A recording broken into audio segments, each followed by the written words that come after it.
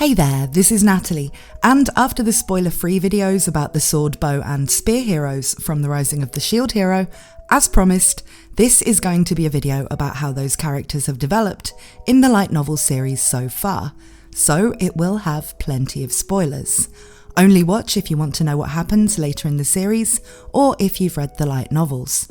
I will keep the spoilers to only what's relevant to talk about these three characters, and there will be other spoiler videos related to other characters and plotlines, so please consider subscribing if you're interested in the Rising of the Shield Hero. So one complaint I've seen from a lot of anime-only people is that Ren, Itsuki and Motoyasu seem pretty useless in Season 1 and in Season 2 so far, and some people feel like they're only there to make Naofumi look good.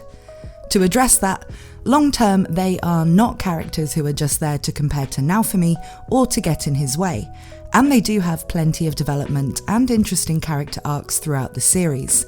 However, in the anime, we've only seen stuff from the first 6 volumes so far, and there are currently 22 volumes, with the story not even being finished yet.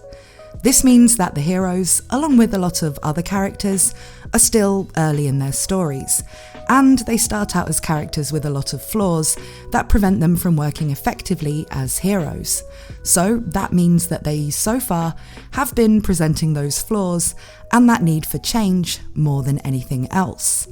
That said, there's also an in-world reason why Naofumi is someone who seems better suited to the job of a hero in this world than the other 3. We find out later in the series that the legendary weapons are actually sentient spirits, who choose and summon the people who will hold them from other worlds. The shield always gets its first choice of person as a hero, but the other weapons often fail to summon their first choices, and end up with people from further down the list who need a bit more work to fit the roles. Naofumi then was the shield's first choice, but Motoyasu, Ren and Itsuki were the third choices of their weapons, so right out of the gate as heroes, they're just generally less balanced and more likely to have personality traits that get in the way of them performing at their best. Third choice heroes do have a decent track record though, so this doesn't really say anything about the hero's potential, just that they'll probably need to go through the ringer a bit to meet it. Now, while he may have been the first choice for the shield, Naofumi was the only one who was summoned into a country that is hostile towards him as the shield hero, for historical and religious reasons. So he did undergo a lot of difficulty that was formative to him as a hero early on. So, as you might expect, it will be through being put through desperate situations, and through betrayal, that the other heroes will start to change. And just like Naofumi, this will present itself as them hitting a kind of rock bottom that causes a curse series weapon to unlock for them, and then being brought back from that cursed state by another character. Just as Raphtalia is able to help Naofumi bring his Wrath series shield under control. This is the basic format of what happens to each of the 3 heroes. However, while it goes pretty much that way with Itsuki and Ren, and I'll discuss exactly what happens to them in a minute, Motoyasu has a far less typical arc of growth and redemption, and actually just ends up losing his mind and remaining in this strange cursed state long term. Though it's in a fun way, so not as depressing as that might sound. Still, there is also one person who's a factor in each of the heroes ending up unlocking curses in the first place, and that is Malty, Myne, bitch, whore, whatever name we're using for her in the given plotline. Naofumi starts referring to her as witch during the stuff with Ren, which seems to be a term he thinks is worse than her now official name, bitch. So I guess that's something that is lost in translation, given witch actually seems a lot tamer in English. I'll stick to using witch in this video though, given I'm not sure how many times I can say bitch or whore in a video without touching YouTube's no-no square. I'll make a separate spoiler video all about Witch, because she does end up going off and getting involved in some other interesting stuff after fully mind-breaking the heroes one by one. But for now, we just need to consider that she ditches Motoyasu, moves on to Ren, ditches him, moves on to Itsuki, and then makes off with Itsuki's former party member Mold, also known as Armor, to get involved with antagonists from later in the series. Each time she leaves one of them, she leaves them with a gloating message about how useless they are, and also leaves them in a bad situation, for instance stealing all of Ren's stuff, or in Itsuki's case, leaving him with a huge amount of debt. She gets in with Ren and Itsuki when they're already in a bad headspace, and so easier to manipulate, and then leaves them even worse off than before. The fact she's involved in the events that cause each hero to unlock curses may even hint that she's been more than a self-serving sociopath of a princess all along, and may have always been working to a specific purpose around hindering the heroes. But that's all just speculation at the current point in the light novels. These plotlines with the curses all really begin in the same place, which is with the events of the Spirit Tortoise Arc, that is, the current arc in the anime. As we see in the anime, the heroes do not agree to officially fight the Spirit Tortoise, and then kind of disappear off the radar, while Naofumi and the various allied forces go to take it on. But what has actually happened here is that the other three heroes all have knowledge of fighting the Spirit Tortoise from the games they played before coming to this world. They each believe they're of a high enough level to take it out, and want to get there first to beat it for the XP and glory. The monster turns out to be a lot tougher than in their games though, for reasons I don't really need to spoil in this video, and which will become clear in the anime soon. Each of the heroes' parties ends up failing, and the heroes themselves are captured by the person behind the unsealing of the Spirit Tortoise. Motoyasu's party, including Witch, abandon him when it gets dangerous. Itsuki's party fall out with him and split up, but Ren's party is actually totally wiped out. This is just another way we can see that Ren was inspired by Kirito. He even gets a similar crowning moment of angst. The heroes are then captured and held unconscious until the point where the Spirit Tortoise is defeated and they're saved by Naofumi and his party. However, before they come round, Naofumi and his team go off in pursuit of the person who was behind the whole thing and end up spending an arc in another world, the world Glass comes from. When they return, a few weeks have passed, and while the other heroes have recovered physically, they're all in the wind. Their reputations have been badly hit by what happened, and they're all dealing with having lost their parties during the Spirit Tortoise campaign. In Ren's case, because they all died, in Itsuki and Motoyasu's, because they've left them. Naofumi wants to find the heroes and bring them back to his village, to try to get them into a position where they're strong enough and cooperative enough that he can trust they won't get themselves killed and will be useful allies like they're supposed to be. But this isn't the only thing he's doing at the time, so finding and dealing with the heroes takes place across different parts of the story in parallel to a few other arcs.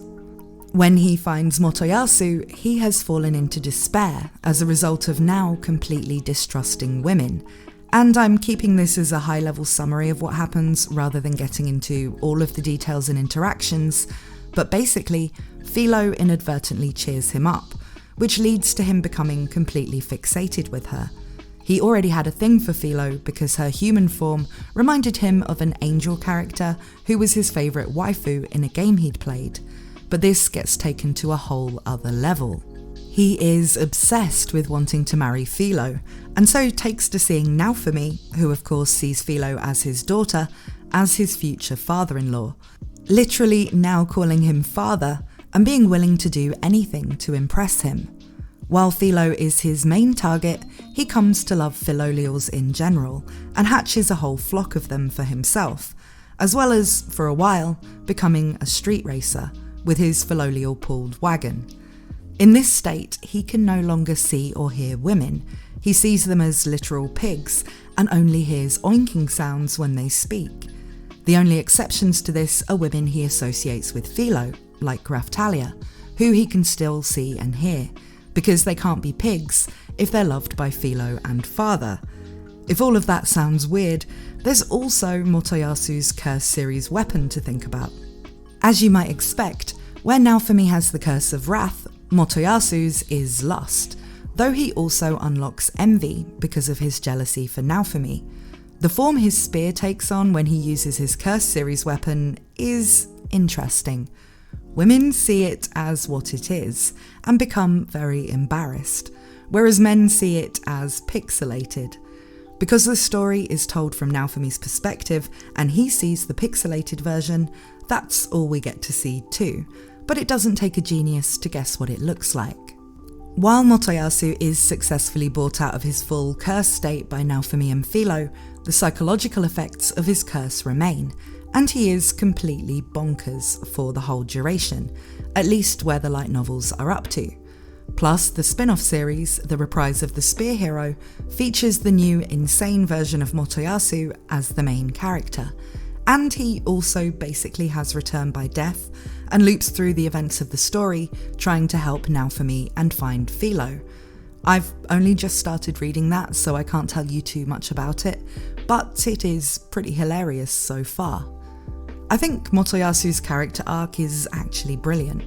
Where I was expecting that all three heroes would go through a proper, sensible redemption arc and learn about the power of friendship or whatever, with Motoyasu, the author just said, no, screw that predictable stuff.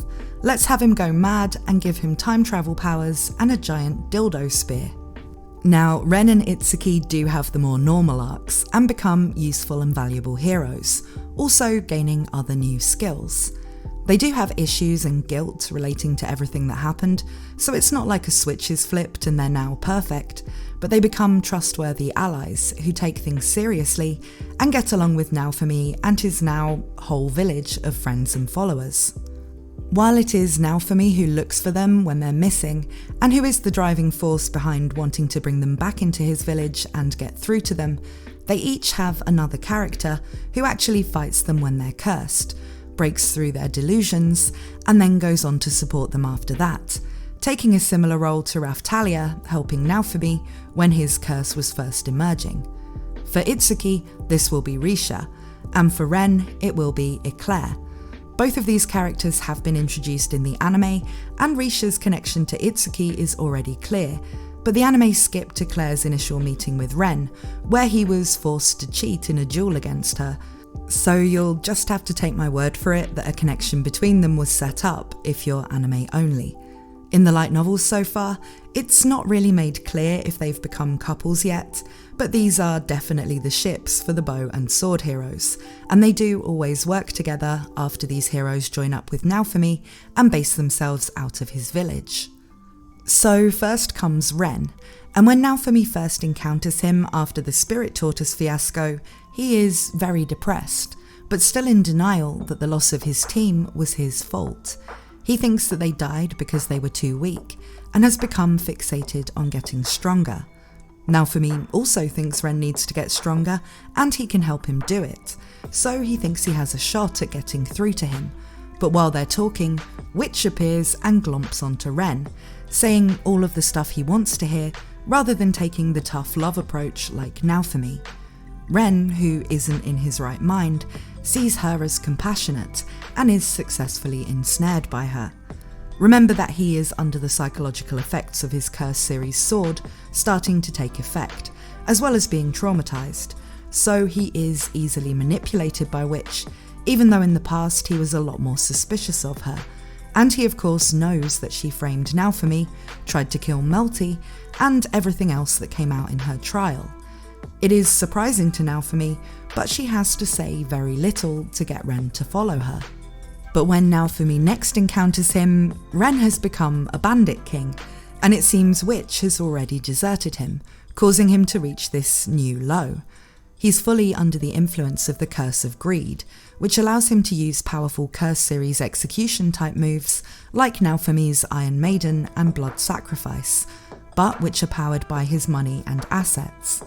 As Naofumi and the group he has with him fight Curse Mode Ren, he also unlocks the Curse of Gluttony, representing his hunger for more strength and experience, which makes him want to murder people for the XP. I won't go into details of the mechanics of the curses or the fight too much, because really I just want to give an overview of the character arcs here. So ultimately, Eclair steps forward to fight Ren, believing they can essentially have a conversation with their swords. Eclair manages to bring him down from his madness, and he's taken to Naofumi's village to recover. Now, as with Naofumi having a residual effect of his stats being lowered for a time after he uses blood sacrifice, the Curse series sword also leaves Ren with a curse that gives him negative effects for a while after using it. In his case, he can no longer gain XP at all, and he also can't hold anything that's worth money without it degrading, so he can't acquire money, and if he even touches an expensive sword, its quality immediately goes down. As with Naofumi's curse, this will get better over time, and can also be helped by using the hot springs in Kalmyra, which have a beneficial effect on curses.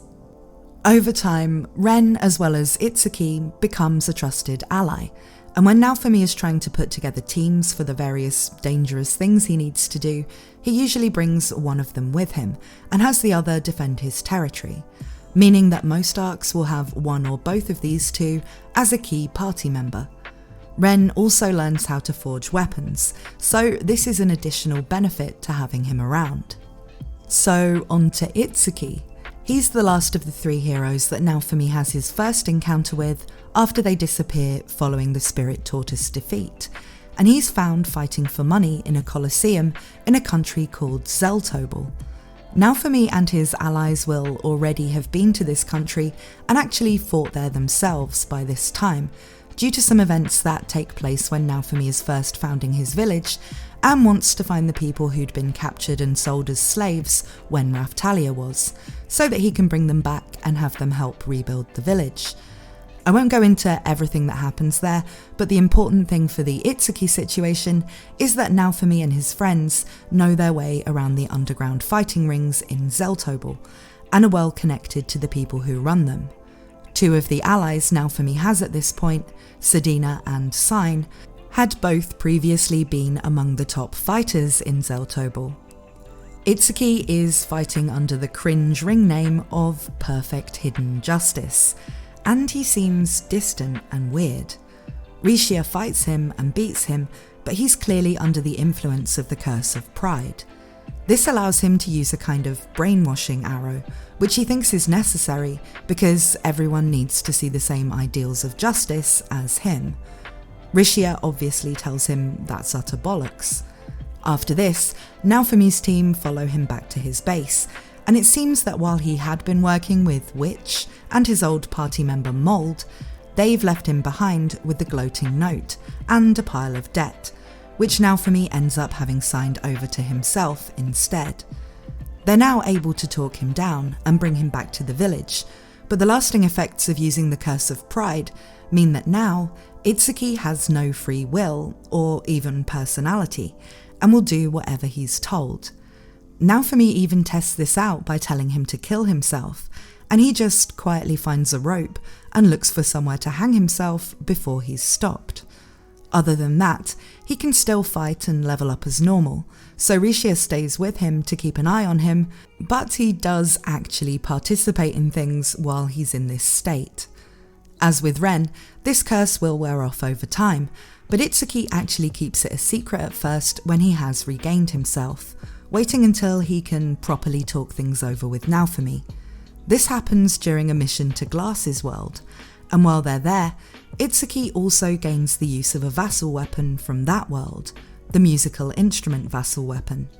This is during a situation where Itsuki and Naofumi are unable to use their legendary weapons, and so vassal weapons from that world go to them to help them.